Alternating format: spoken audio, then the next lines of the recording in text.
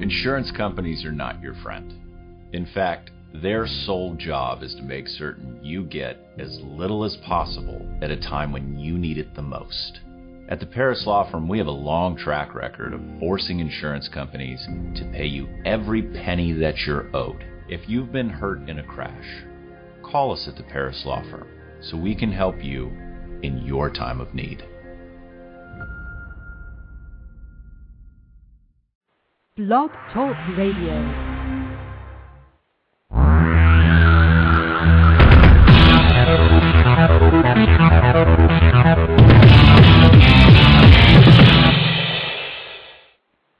Live from Los Angeles, the Win Without Competing show with Dr. Arlene Barrow, Career Coach 1 and author of Win Without Competing. I'm Dr. Arlene. Welcome to my show. I will teach you how to use my Right Fit method, which will empower you to achieve your career and life goals. My guest today is Virgil Holder, Corporate Director for Recruitment at the prestigious Piedmont Healthcare Corporation in Atlanta. I met Virgil by phone in the year 2000, which marked the beginning of our professional relationship. He was the manager of employment at St. Jude Children's Research Hospital, founded by Danny Thomas. Virgil became my client. Later in the show, Virgil and I will talk about my Right Fit method and its impact on how he conducts his searches. Virgil, in 1984, began his career in the scientific arena at St. Jude. Virgil, why did you become a scientist, and what did you accomplish in the lab? Well, Arlene, I'd always been interested in science in general, and even in junior high and high school, those subjects interested me, and I did well in those subjects. It lent well to my natural desire to be organized, and also I was always very good at memorizing things. And in science, it's always good to be able to memorize all that information and data. What about your early childhood? Did anyone influence you at all? Well, I think my mother also was a very, very studious person, and she was always interested in learning about why things worked the way they worked. And she instilled in me, and also my brother, she raised my brother and I as a single parent. She instilled that desire to learn, and also very good work ethic in us, the desire to accomplish something, to always do the best you can. And in science, that appeared to be a place I could excel. And I always wanted to be. If I could get an A in a class, I was going to get an A. And so in science, I could get A's, and sometimes other people couldn't. So that made me feel successful. Okay, so you pursued that which you were good at. Mm-hmm. Did you feel passionate towards science? The work in science, especially at St. Jude Children's Research Hospital, once I went there, and I worked with some of the most prominent scientists in the world, because St. Jude is an internationally known institution. And the first 8 years there, I worked with a scientist and his wife, who also was a scientist, and he probably will eventually get a Nobel Prize. And I'm happy, I'm proud that the work that eventually he'll probably get a Nobel Prize for was work that was done while I was there in the lab.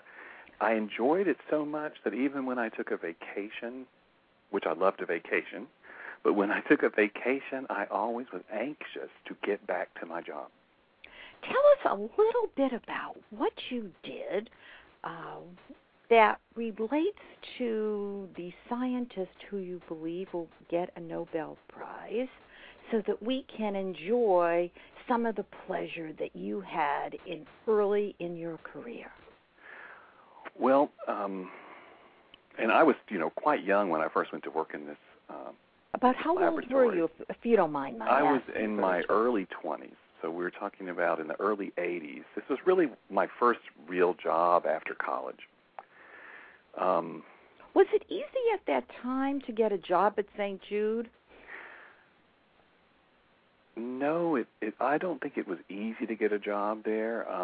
I had actually started teaching high school. I was teaching science in a high school, and I loved teaching, but I didn't have your right fit method back then, Arlene. Oh, so you needed my Win Without Competing book and the right fit method. I didn't use the right fit method, and I chose a teaching position at a school that was absolutely the wrong fit for me.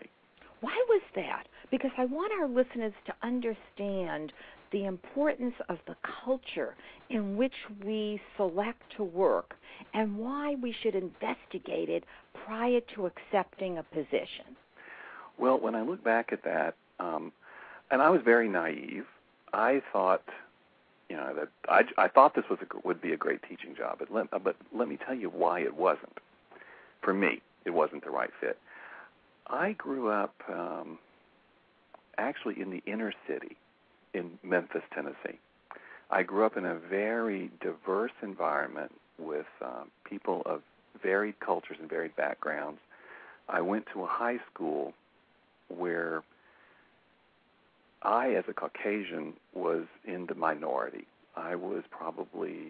This was probably 90% African American, 10% white school. And I loved it. I had a fabulous time there. I loved my teachers. Everyone was just laid back. There weren't any problems. It was just a calm school, and everybody loved being there. And I just thought all schools were like that. And when I did my student teaching also at an inner city school and had a wonderful experience teaching these children from the same sort of areas that I had come from.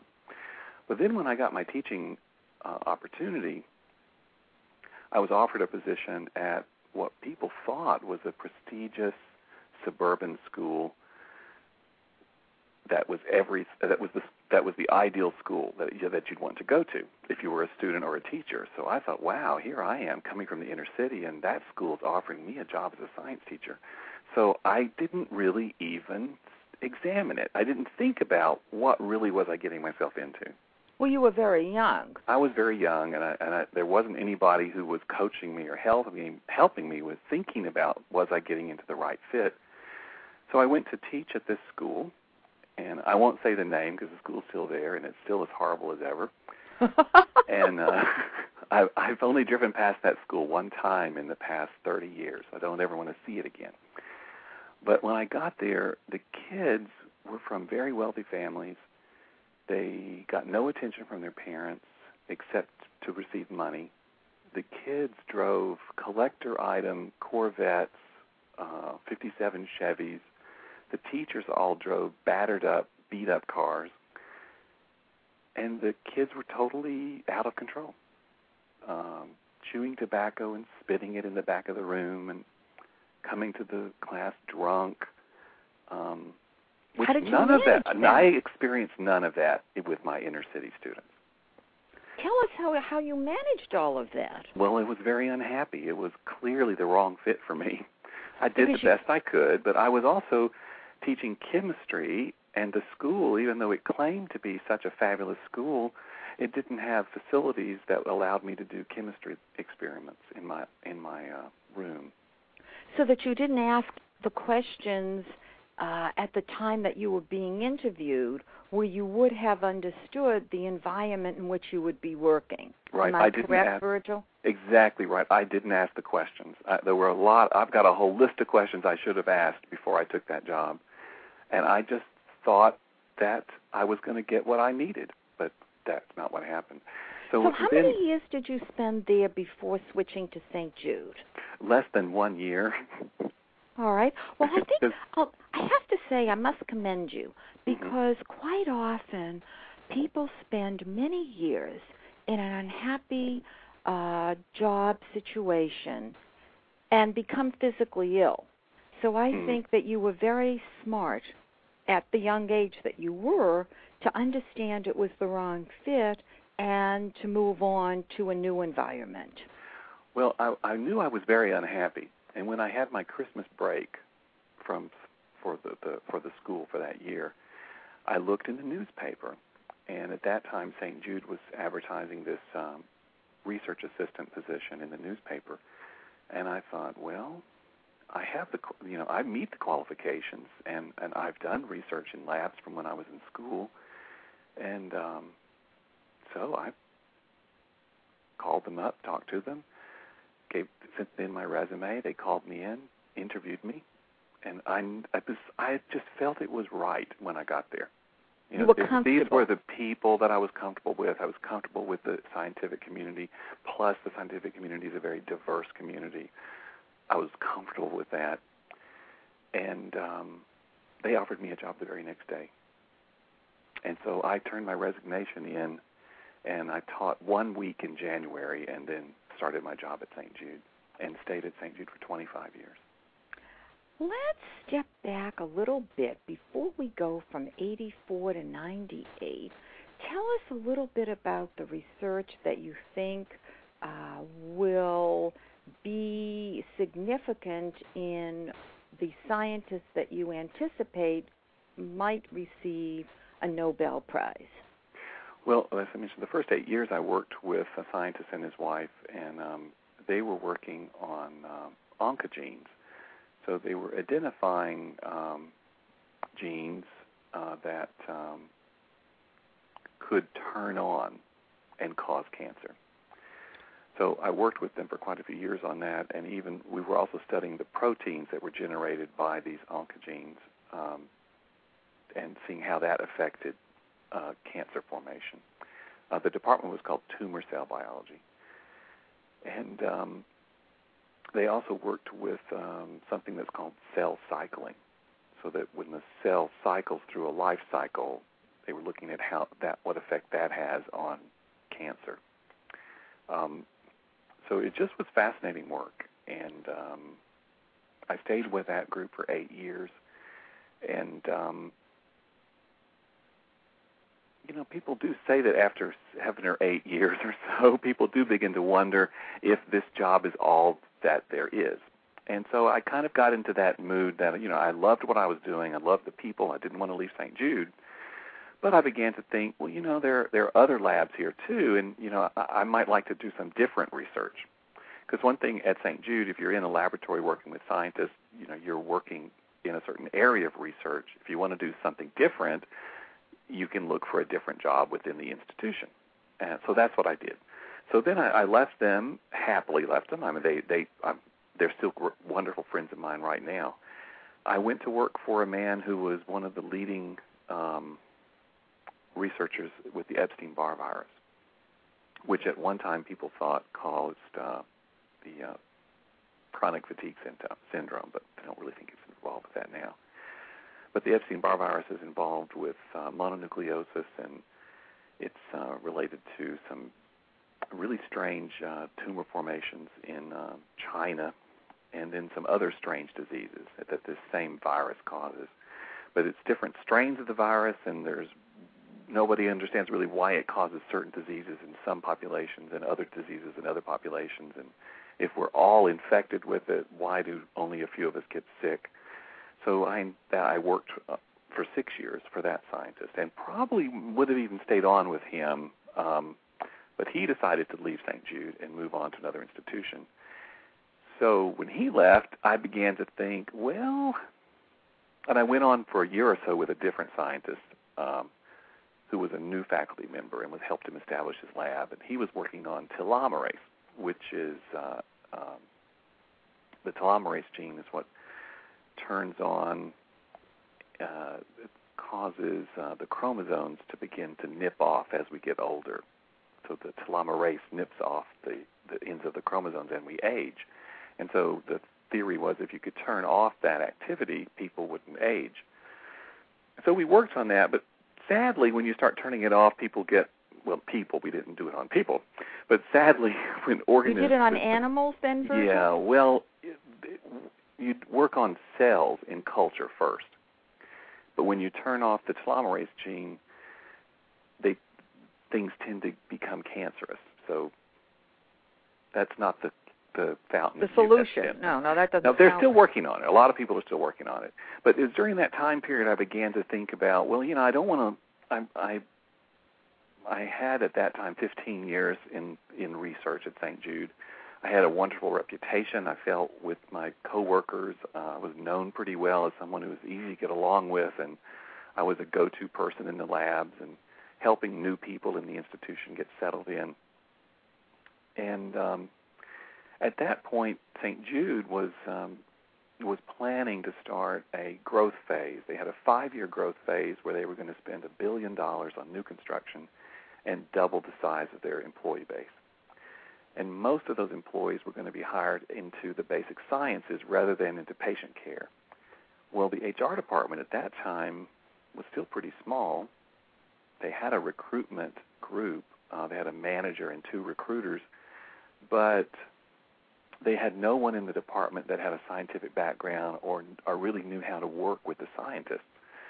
So I guess in those 15 years or so at St. Jude, I had developed a reputation as being, even though I was a scientist, I guess I was a little bit more people-oriented maybe than some scientists are. So. Well, I think that they must have been impressed with your scientific capabilities as well as your interpersonal skills. I think because so. In 1998, they recruited you to spearhead the hiring of new staff researchers. They did. I was the first scientific recruiter that was hired that worked at St. Jude Children's Research Hospital, and I was able to establish the campaign that established St. Jude as a employer of choice in the biotech community. St. Jude was known as a hospital for children, and if you were a nurse or a clinician, you knew that you wanted to work at St. Jude. But in the late 90s, nobody knew that if you were a scientist, you wanted to work at St. Jude. I mean, unless you were a premier scientist, you knew about St. Jude. But if you wanted to be a research assistant or a technical person working in the scientific labs, which those people are vital to the science, progressing, nobody really knew that they could do that. So I was able to help spread that news. How did you feel about leaving the lab? Because you mentioned you were getting a little restless, but I purposely wanted you to talk about your scientific career because it's definitely a big change to switch from doing lab research to doing the recruitment of scientific staff researchers. Well, it is. It is. And how were you sure that HR was the right fit for you? Because after all, going back to the bench would not have been a simple matter, being realistic in terms of how our society looks at things. It would have been very hard to go back to the bench. Absolutely. It would have been very hard. So you basically made up your mind you were going to close the door. And I did. Yeah. And that I'd like you to tell us about. I realized about myself that what was important to me in my job, in my relationship with the people I work with, was that I would be doing something that would make a difference, that somehow I would be valued, that whatever I was contributing would somehow change the way things would happen, or it would in a positive way make the work better, and so in science that was fascinating because we would discover things and do things that would change the way we looked at things.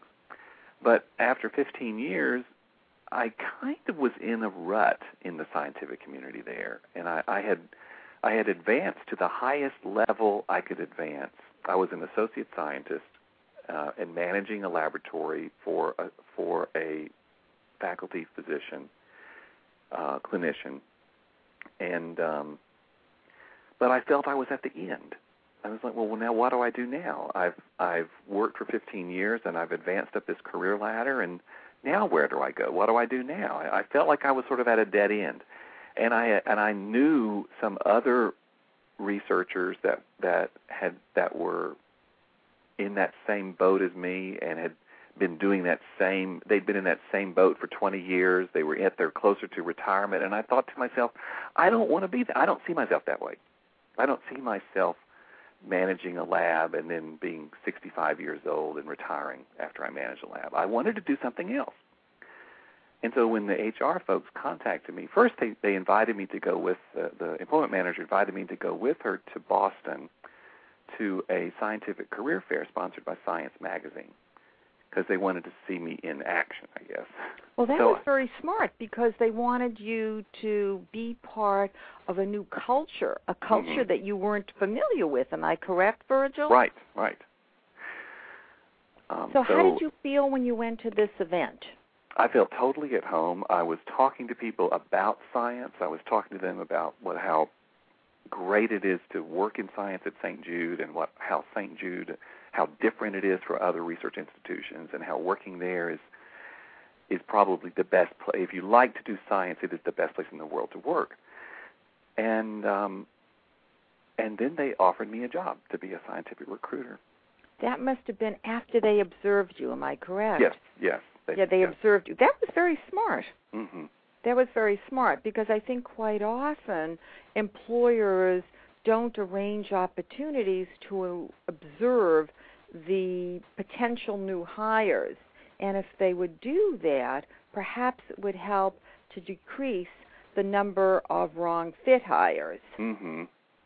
They were checking me for fit. And that's fabulous. That's exactly what they were doing. And on my part, they were allowing me to check it for fit, too. Well, that's what we need. I mean, after all, in order to have the exquisite fit, we need a marriage between both sides. Mm-hmm. The candidate/employee and the employer. And, of course, moving into now a whole new profession, human resources, and my scientific background was very helpful for me, because I like to learn. I like to learn new things, and I approach things in a scientific way and learn things in an orderly manner, and get all my lists together and categorize everything I'm trying to do. And so it worked very well for me, because I at the same time, I enjoy people, though. So I mixed those two together. And I think that's how I became so successful in human resources, because I'm not so sure that, once I went to human resources at St. Jude, I even told my old coworkers, I said, this is the new HR. This isn't the old HR at St. Jude. This is the new HR, and I'm going to be part of it. Fast forward us 2 years later. Obviously, they were very impressed with you, because they made you the manager of recruitment. Now you had staff and executive level positions to fill. Mm-hmm. As your search consultant, I introduced you to my right fit method.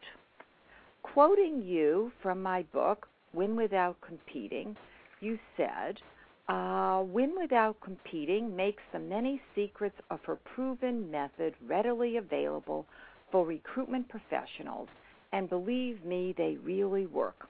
While consulting with Dr. Barrow on numerous executive searches, I discovered how defining the sole right fit candidate for each open position could eliminate the need to hire on gut instinct from a wide pool of candidates. Tell us more about that. Well, before I started working with you as a search consultant, assisting us, a challenge I was facing, and at the time I thought it was because most of my customers were scientists. But later, in my current job, I find it's really that I think all executives are the same, no matter what their background is. But these scientists at the time I was working with, who were scientist executives who were doing recruiting for other executives or high-level director and management level positions, the difficulty was that it was difficult for them to really define what they really were looking for. And since they couldn't define what they were looking for, it was difficult to present them with a candidate who met their real needs or who would fit their picture. So what you brought into the picture was your philosophy of establishing a blueprint for success when establishing a search at the very beginning. And what I appreciate working with you and applied those principles even at times when I was doing the search myself was I would work with these executives and we would define clearly what is the blueprint of the ideal person that they want for this job. And that's what your principles helped us to do there at St. Jude. And executives that really understood that saw that as very valuable and saw that as, well, this is the way we actually save time in finding a person. Let's think about it ahead of time.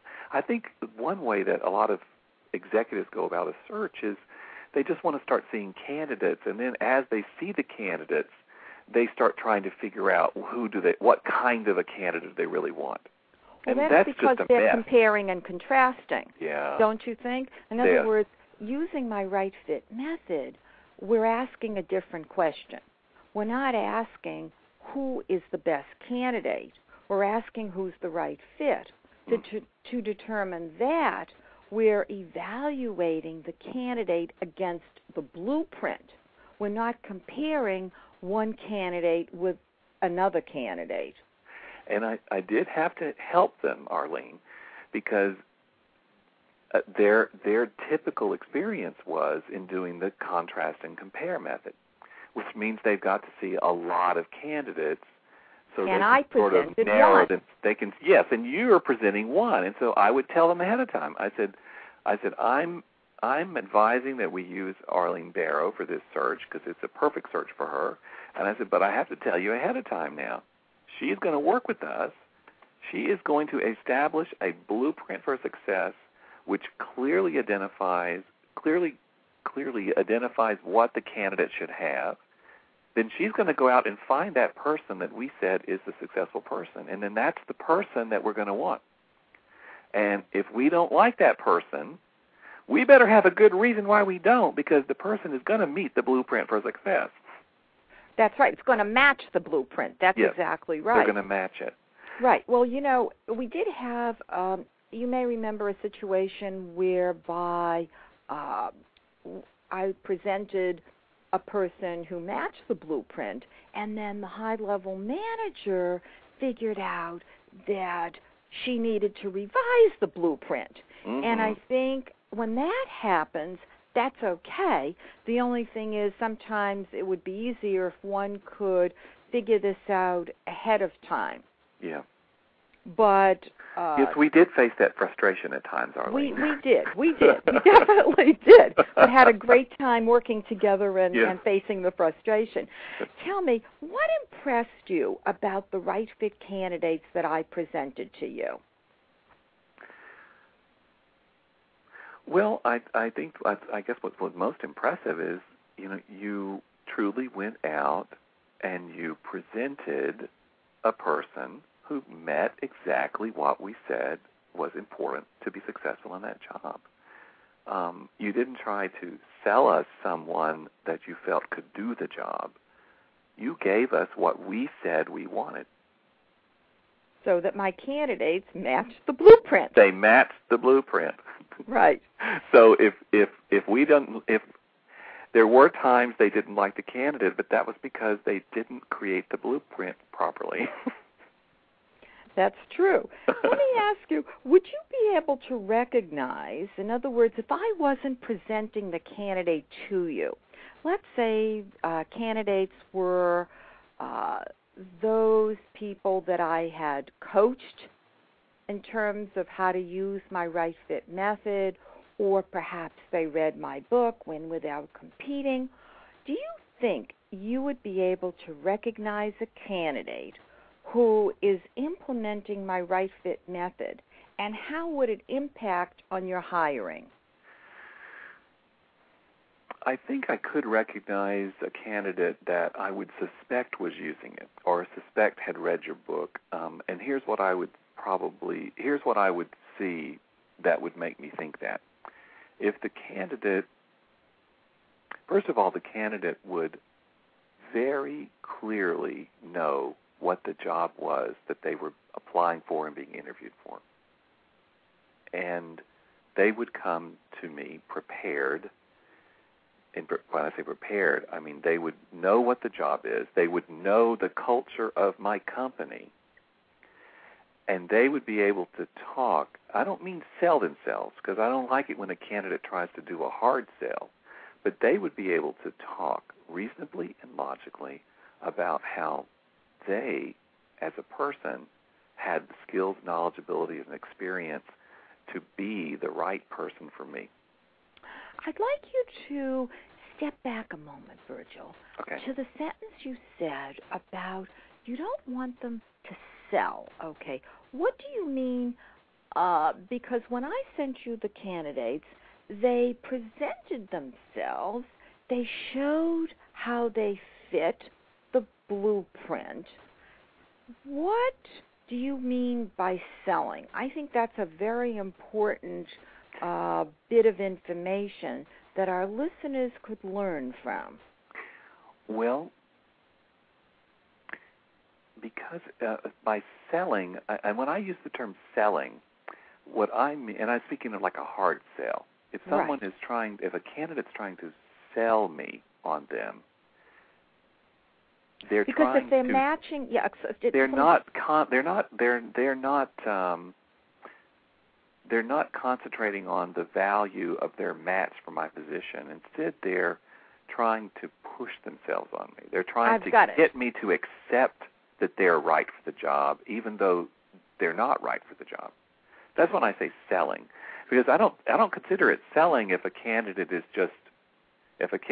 clearly talking and intelligently discussing their qualifications and how they are right for the job. That's not selling to me. To me, selling is like, the guy trying to sell the car that you don't want, And you're saying to basically focus in on using verbiage just to get the job without really clearly expressing the exquisite fit. Yeah. Because I think, if someone is the right fit, they just simply have to explain it. They show how they're the right fit. They don't have to try to overwhelm me with the fact that they're the right fit, I can get it, Right. Also, too, my method... I think, though, Arlene, just one second, it also has to do with culture, because in the South, the hard sell is not accepted well. Now, that's interesting, Virgil. Could you talk about different parts of the country and give us some insight? Because I think that we don't think enough about that. Because you just said about the South, the hard sell is not something that's accepted well. Can you kind of tell us more about that? Well, I think in the South, and what I see happening even here, because now I'm living in Atlanta instead of in Memphis, and Memphis, of course, is much smaller than Atlanta. Right, but we're keeping that for a surprise. And but I'm still in the South. Where my point is, I'm teasing you. I'm teasing you. But what I have found, regardless of where I lived in the South, that what I find managers talking about is behavior of the candidate. What turns the manager off most, the hiring manager, is the candidate's behavior. Now, of course, if the candidate is totally not qualified and totally has no knowledge and has no real experience, they're going to, put them aside, but they're not going to speak negatively about them. The ones they speak negatively about are the ones who were too pushy. And I guess maybe it's not considered pushy in other parts of the country. Maybe far up in the north, people are just more aggressive when they're selling themselves. But in the South, aggressiveness is considered like it sort of puts somebody off. Okay. I think you and I talked about this when some of your candidates were being presented, right? And because some of them were coming from other parts of the country, and some of them from the East Coast, where yeah, the style is an assertive style. I mean, yeah. there's no question. That's just the nature of the environment, and I think when someone is thinking about if someone is trying to determine if they're the right fit, not just for the job itself, but the right fit for the company and the culture of the company. Companies whose offices are in the South, their culture is different than companies whose offices are in, say, Washington State or New York City or Los Angeles. The culture is just different. And I think the person just has to think about that. And well, I also think they have to think, okay, they can behave a certain way for the interview, but that would also mean should they get an offer and accept the position, they would actually have to change their behavior. And I think that it's important to think about whether one would want to change one's behavior to fit in. And I don't think that people think enough about that. What is your feeling about this, Virgil? I don't think they think about it. I don't think they realize how important it is. And I know I experienced that quite a few times with hires at St. Jude. Tell us about the hires from the perspective, because I know that you hired people from all over the world, and in fact, I placed someone with you from Canada, and remember the issues that we had with the customs, getting him through customs. Give us a little insight about what it was like to recruit the scientists from all over the world. Well, that was one thing I really enjoyed about my job, because it gave me an opportunity to work with people from all these different countries. St. Jude is so well known that people do want to work there, no matter where they're living at the time. They're hoping to be able to work for St. Jude. It wasn't difficult. I mean, because we have, of course, people are people, and I have this theory, Arlene, that there's only a few different personalities. And it doesn't matter what language you speak or what country you live in or what color your skin is, you're going to be kind of one of those personalities or not, you know. And so it's that personality that seemed to work best at St. Jude was that personality where the person had a more caring way about them, a little more caution about the way they interact with others. And, of course, there are people like that no matter where they come from. Those people are out there. When we hired someone who was aggressive and not thinking about how their behavior affected other people, having to have things their own way, pushing things through rather than negotiating matters through, those individuals had difficulties. Did you counsel those people? Actually, yes, because I know. That's why I'm asking, because I know you counseled them. We had a scientist, a premier scientist in his area that we recruited just a year or two before I left the HR department there, and this scientist was brutal to one of the scientific recruiters, which, by the way, I was the first scientific recruiter, but then I was able to recruit others, and we expanded the department, and we eventually had 3 scientific recruiters, and then I was the manager, so there were 3 recruiters with a scientific background, so I'd like to think that was part of my influence on St. Jude, too. But well, of course, you also became the director as well. Yes, I did become the director eventually, too. But this individual was just... he was a bully, and he just was brutal to the recruiter, had her crying, and, that's just not acceptable. It's not. I don't care how smart he is or how many degrees he has or how important his research is. St. Jude as an institution doesn't allow that behavior. And so I went to the employee relations director, who's also part of our HR department, and I said, this, he's making her cry, and this is not the first time he's done it, and here's what he's saying to her. I mean, it's just brutal and mean the way he talks to her.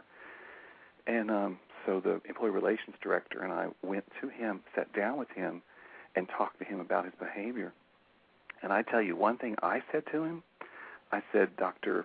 So-and-so, I just want to share with you that this type of behavior used to be here at St. Jude, but it is not any longer. It is not tolerated. It is not allowed here at St. Jude.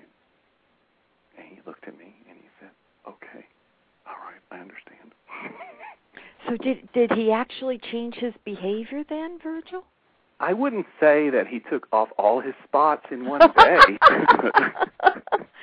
But you had some but impact. He got better. Well, that's He did encouraging. Get better. That's encouraging.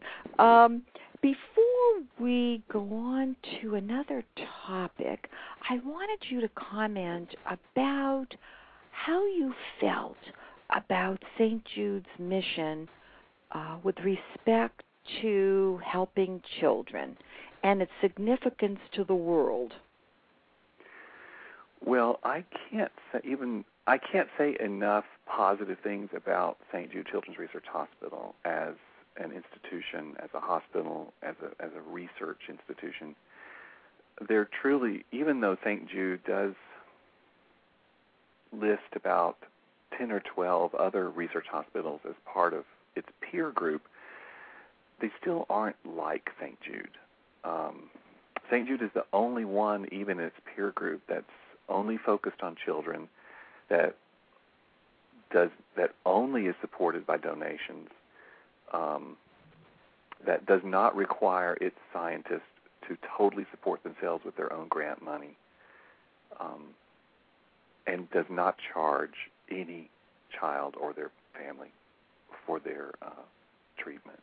There's no other institution in the world like that. It was a great vision that Danny Thomas had, and everyone at St. Jude appreciates that his children, his daughter and he has 2 daughters and 1 son, have carried on that vision for him. And of course, Marla Thomas is one of the primary spokespersons now. She's at that hospital all the time, giving a lot of time to it. It's amazing. So I can't say enough about it, and I'm very proud that I was there for 25 years. What I think really impressed me was the fact that they figured out the right dosages of medicine to give the babies and the children, dosages that the pharmaceutical companies did not figure out. Mm-hmm. That's what really impressed me. And they're actually they're at the forefront in gene therapy, and also in the use of their computer power. There is amazing. They're analyzing the genotype, the gene structure of the patients, and based upon that, they're also determining what the dosage should be. Because, if you give a certain dosage to one child, if you give the same dosage to 5 different children, even though they're the same weight, same sex, and same disease, generally speaking, they all are going to respond differently. And so it has to do with the genetic makeup of the individual child. So what they've really focused on a lot in the last few years is trying to identify what are the genetic makeups and of these individual children, and which ones respond different ways, so that they can do a genetic study before they start the treatment and determine, what dosage is likely to work best with that child. It's amazing what they're able to do. And they're doing this for other institutions as well, am I correct? Well, all of their research is offered, everything they discover and everything they develop is offered free of charge to any hospital or research facility in the world. That's outstanding. And the protocols for treatment developed at St. Jude are distributed free of charge throughout the world.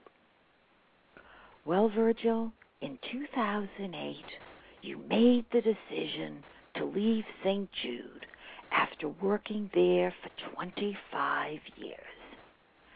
How did you feel as if you were getting a divorce?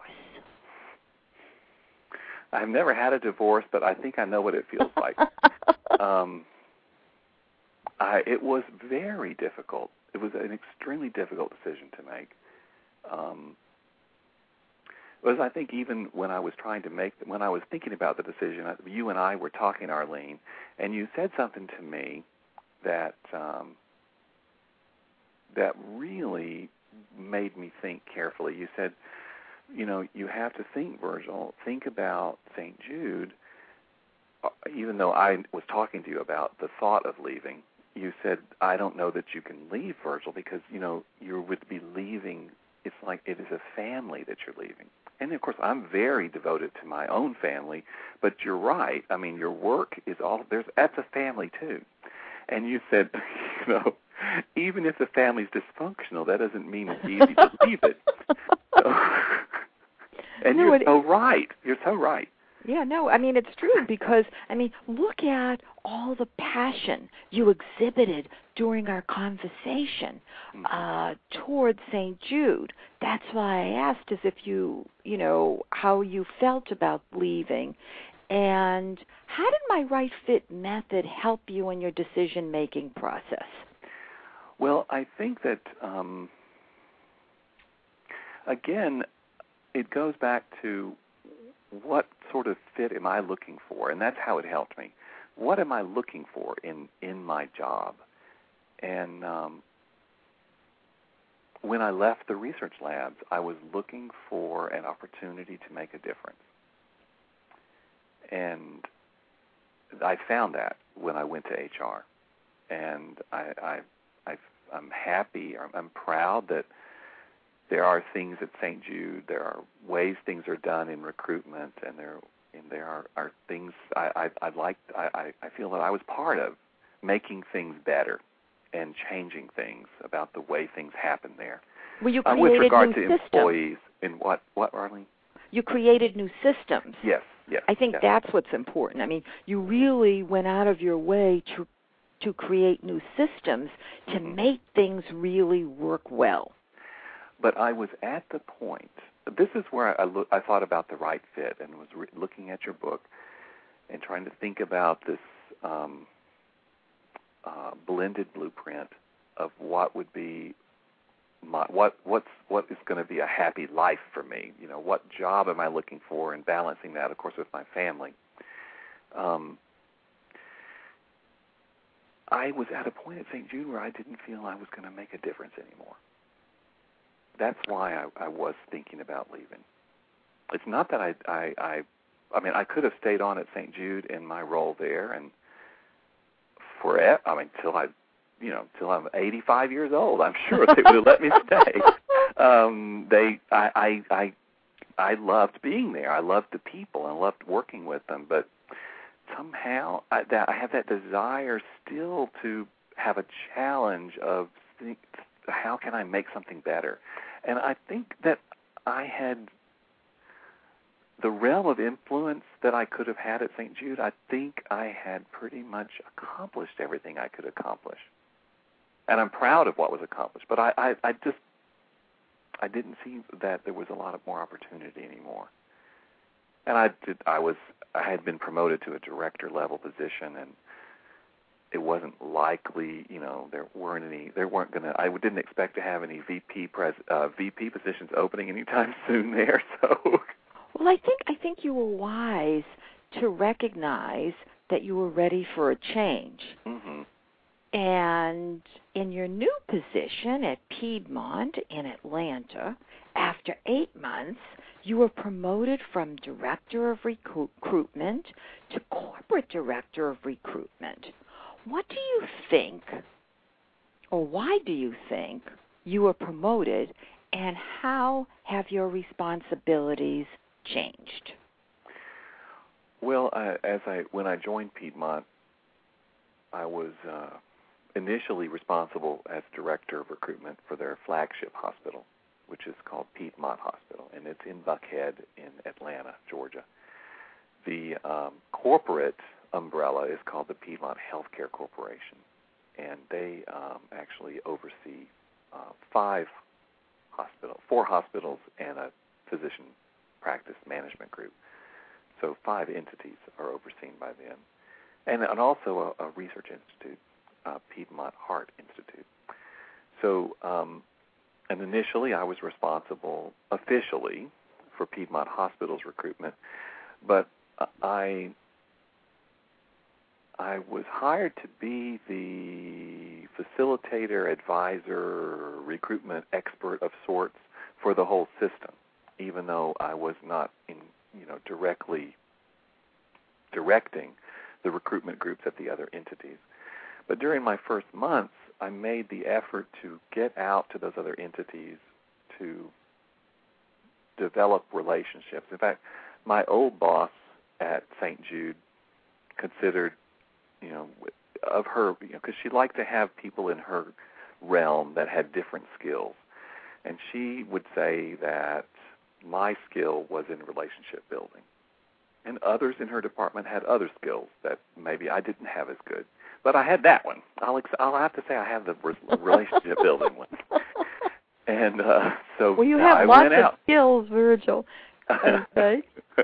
So I went out to develop my relationships with these other entities because I think, I wanted them to see me not as someone who had moved into town to take them over or to push them around or make them do things my way, but I wanted to let them to see that I'm here to help them. I'm here to make their job better because I'm here to provide them. I can use whatever knowledge I have, I can share it with them about things that I've faced at my other job. I'm sure they face similar things. Let's work it out together and see how we can solve these problems together.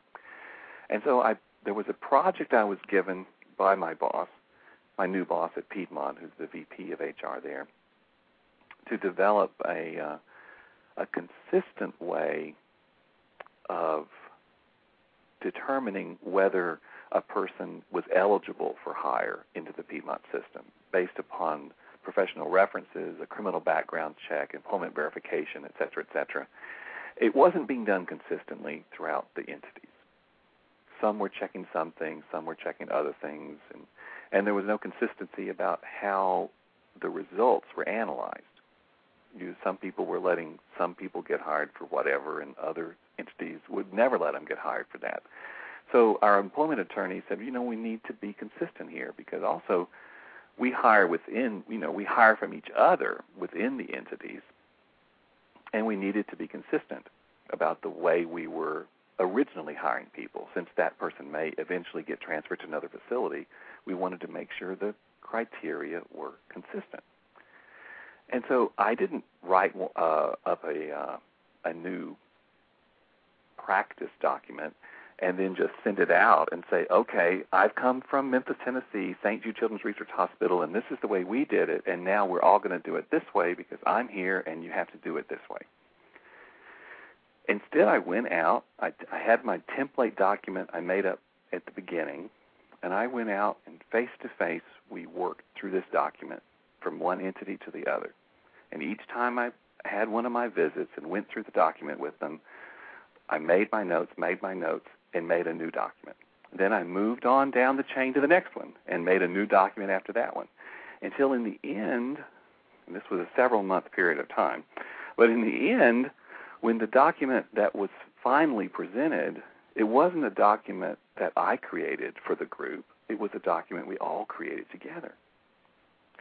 So everyone was on board with it. It was the right fit for everyone. I didn't make the entities fit into my fit, but we all decided on it together, on what do we think is the right thing, and then let's all do this together. So, and I believe then, because I guess the entities, the recruiters of the different entities must have, and the recruitment managers of the HR directors of the other entities must have reported back to my boss that things were going well with me. So he did decide to sort of change my title over to corporate director. I'm still a facilitator and an advisor, but I'm now the corporate director, so I'm officially part of that corporate umbrella. But well, I guess the responsibilities will be gradually folded in. Am I correct, Virgil? Well, we'll see how that goes. I mean, because we're still all a big team working together. Well, that's, I think, key. Mm-hmm. Am I correct that you are in the right fit position right now? I'd like to say I'm making a difference. which sure. is key in terms of what you want to do. Yes. You know what's, I think, very interesting, and that is nowhere or at no point in time during the course of our conversation have you mentioned anything about money. You continue to talk about your desire to make a difference, and the passion really is echoed through the verbiage and your emotional responses. Mm-hmm. I did feel that, money was a factor, but it certainly was not the main factor. I would not have taken the wrong fit job just because they were paying me more money, because I know that would not make me happy. In fact, I looked at a job before I looked at the Piedmont job and interviewed for it, for a recruitment director position that was not in the healthcare industry and not in the academic world and not in a hospital at all. And I didn't get that job, and as I look back at it, I am so glad they didn't offer me that job. That's interesting. I'm so glad they didn't offer it to me. When you switched from St. Jude to Piedmont, you basically left the environment of an academic medical center. How did you feel about that? Because there's a big difference between the environment that you are currently in and your past environment. Well, I would say that was probably the hardest thing to leave because I really enjoy I loved the academic environment. I loved that I'm working with people that are scientists in a sense, like professors. We didn't we didn't confer degrees at St. Jude, but it was still considered an academic institution because there were a lot of postdocs, graduate students from other universities and all that were there getting their degrees at their sponsoring university, but yet they were doing their research at St. Jude. That was a hard decision, but I just that was where I really had to think carefully about the right fit, was because I was leaving a lot behind. So I had to be sure that the job I was going to was the right fit, not just for me, but also it was a move away from the city that I had grown up in and lived in all my life. It was the city that my son had lived in all his life and that my wife had been in most of her life, and that all my wife's family, her 4 sisters, her brother, her parents, her nieces and nephews were all living in that city and still all live in that city. So it was a big change. Well, tell us more about the impact of the move on your family. Well, my wife knew that that I was at this time in my career where I needed a change. So she's a very stabilizing factor, always has been a very stabilizing factor on me, for me. And I had sort of looked at jobs. I had applied for a couple things here and there on the Internet, and some search agents had talked to me about different jobs. And what my wife would always say to me was, when you have an offer, come to me, and then we'll talk about it. So she didn't want to worry about it unless I actually was going to get an offer. Well, I mean, that's a practical approach, Yeah. And I guess at the same time she was being supportive in terms of telling you that it was fine with her that you were looking around. I think that was very supportive. And she let me know that she was not really, she really didn't want to move to the East Coast, West Coast, or to the Northwest. Ah. And so she wanted to stay in the South. She wanted to stay in the South. And so when this opportunity came up in Atlanta, when I first talked to her about it, I could tell she was, okay, well, the location is okay. So let's see what the offer's going to be. Okay, all right. And I'm gathering you told her that the position was something you wanted. Yes, we talked a lot about that. She wanted to be sure, because she knew what certain things had made me unhappy about my other job, and we talked a lot about was I being careful and thinking carefully, because I didn't want to just run away from something. I wanted to make sure I was going to the place I needed to go to. And so you had a home in Memphis, and how did you handle that home? Because I know you purchased another home in Atlanta. How did all that work? Well, and again, part of the job, and this, even though what I'm going to talk about now is sort of like, it's kind of talking about money, but really it's talking about the culture of the company and their desire to have me, and do they think I'm the right fit? Because I let them know, that in order for me to make this move successful for me and my family, there were some things that they would have to help me with, as far as with some temporary housing and things like that, because I didn't know when I would be able to sell the house.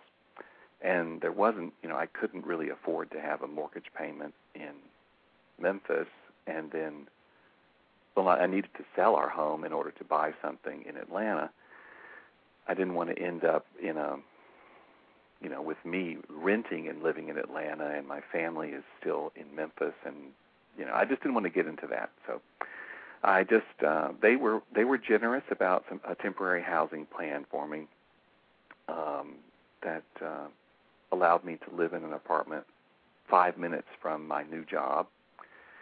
And my wife stayed back in Memphis, and she had her own business that she needed to close out.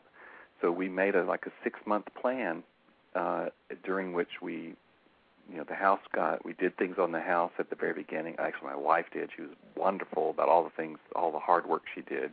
So she was very supportive. Well, excellent. I love the word plan. I love the word plan. I can't tell you how much I love the word plan. Yes, it was a plan to get here and be here in a situation that would be successful for us. But the house did sell, and we were able then to find a property here in the Atlanta area that was. And again, we decided, if we make this move to Atlanta, where we live has got to be the right fit for us. We didn't want to live out in the far suburbs, and then I would have to drive in an hour and a half every day to work. I was like, I'm not going to do that. I mean, I'm not going to take the job and make a move if I have to do that. So even when we were checking things out, we made certain that there were some things in our price range within an area, within a circumference of where I would work, so that I could be at work I could drive in on a city street and be at work in 20 minutes or less. And again, another blueprint. And we did it. We found, in fact, the strange thing is when my wife came with me for the second interview, which was the first time she had come with me, we spent a day sort of looking around, and we found a townhouse for sale in a little community 20 minutes from the hospital. And we thought, and my wife said, well, I don't know if we can really afford this, but when I thought about coming to Atlanta and living in a townhouse, this is what I pictured. I pictured it being like this. And at that time, of course, I still hadn't gotten used to the Atlanta sticker shock on houses, so I thought that it was real expensive. So. Well, that's understandable. But you went from a smaller city to a big city. Yes. And so then we just kept looking over the next few months, and then we eventually sold our home in Memphis. And then the more I looked, the more it became clear that little townhouse community we originally looked at was actually one of the best values that could be found that was in the circumference that we were looking at. And so what we ended up doing then with that townhouse, that particular one we saw, sold shortly after we looked at it. But we bought a different townhouse that came on the market in the same community. So she's living in the community that she said was what she pictured would be her Atlanta townhouse. Wonderful. Tell us about your son, Christopher. How did the relocation affect him? Well, it's actually affected him in a very positive way, but it hit him in several different stages. He wasn't. I don't know that he was real crazy about it at the beginning, because at that time he was involved he was engaged to be married and was already making plans to move to Nashville. So he kind of had thought he would see us always living in Memphis, where he could come back and visit us and his other family members, his aunts and uncles and his cousins. But he was okay with us going to Atlanta. But then again, he was planning to move away from Memphis anyway and go to Nashville. And interestingly, I shared your book, Win Without Competing, with him because his fiancée was having trouble deciding on a career. So she read the book, and hopefully it helped her in deciding on a career. I know it did. I haven't been able to talk to her about it because later, I used the book also with him because I wasn't sure if he was really thinking carefully about if he had chosen the right person for his right fit. For a right fit spouse. So I encouraged him to read the book, and I gave him some highlights from it with regard to the blended blueprint. And I said, this is an idea here from Arlene where you think about this blended blueprint and you think about what it is, what's important to you in a marriage, what's important to you in your family life, what kind of a person is important to you, and what are that person's qualities now? Are those the qualities that are the qualities you're looking for? Does that fit your blended blueprint? And I said, and you know what? I would ask her to do the same thing about you. So I wasn't pointing any fingers. Right. No, I understand. But then when the time came that we were actually moving to Atlanta, and I think that's probably what sort of motivated him to make a decision. And about the time we were moving to Atlanta, he still hadn't gotten married yet. He was supposed to get married. He should have gotten married, actually. He was planning to get married just this past October. So in late July, my wife was moving to Atlanta, because the house had sold, and that motivated him to make a decision, and he decided that she did not fit his blended blueprint. That's excellent. And he broke off that engagement and moved here to Atlanta, because his right fit job for him. He's thought about it carefully because he's tried a lot of different things. He was in college for a while, and then he's, like most young people, it's hard for them to, he's 25, and it's hard for them to decide what it is their life's going to be, what sort of career is right for them. But he's made a decision that he wants to be a fire paramedic. He's already an emergency medical technician. And in Memphis, to get into the fire departments, it's just very difficult. You have to be a cousin or a friend or whatever of some fireman. And I kept telling him, I said, Atlanta has been great for me. It's going to be great for your mom because she was going to go back to school here and do some training for her career, further her career that would have been difficult for her to get in Memphis. And I said, there's just so many opportunities here. He said, well, what do you mean, opportunities? I said, well, I bet there's fire departments right now here that are looking for people. He said, well, are you sure? And so I looked about the internet. I found 2 fire departments that were in an application process. So he applied from Memphis, and within a week he was actively an applicant for both of those fire departments. Now in Memphis, wonderful. He has spent years trying to get attention from a fire department. But in Atlanta, within a week, both of them were considering him. So he went ahead and moved here.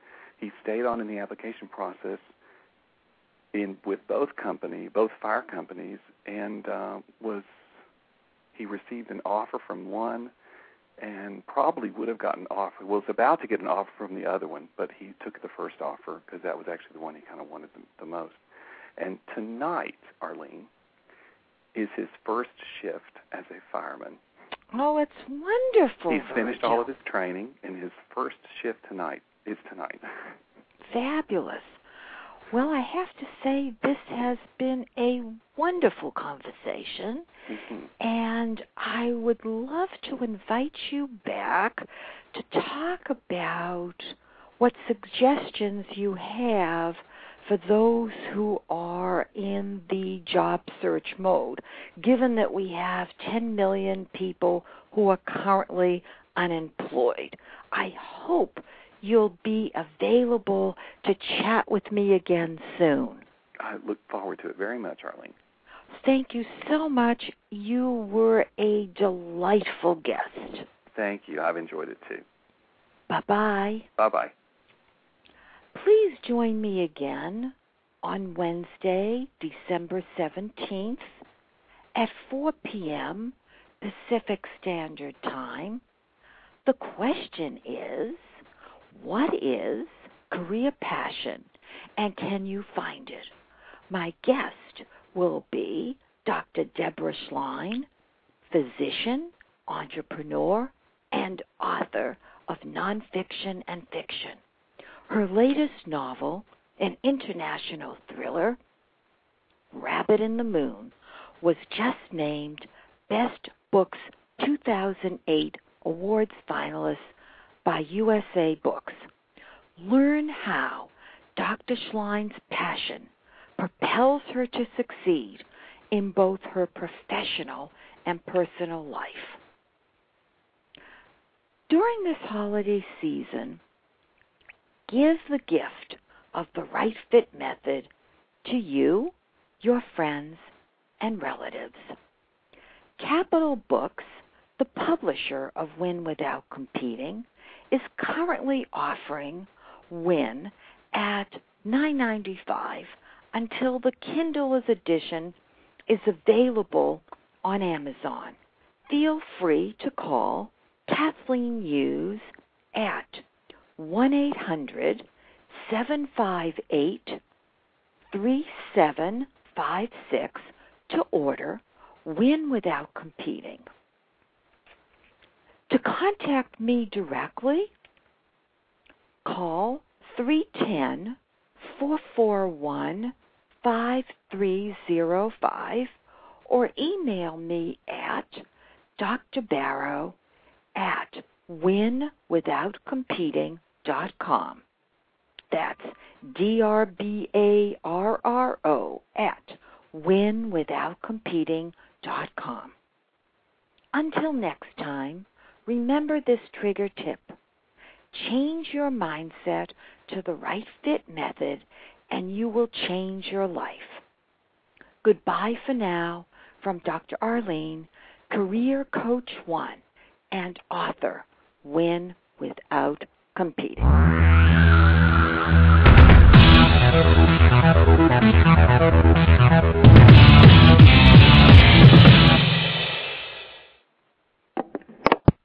Have you Googled yourself lately? Are there negative posts from an ex-employee or from a former client? Maybe an outdated news article? Search engines don't always get it right. But right or wrong, it's your reputation on the line. That's where Reputation Defender by Norton comes in. Take control with Reputation Defender. Their cutting-edge approaches help you to wipe away unwanted information in your search results. They also promote the good stuff. You can start by getting your free reputation report card at reputationdefender.com or call 800-811-4975 to speak to an expert. Insurance companies are not your friend. In fact, their sole job is to make certain you get as little as possible at a time when you need it the most. At the Paris Law Firm, we have a long track record of forcing insurance companies to pay you every penny that you're owed. If you've been hurt in a crash, call us at the Paris Law Firm so we can help you in your time of need.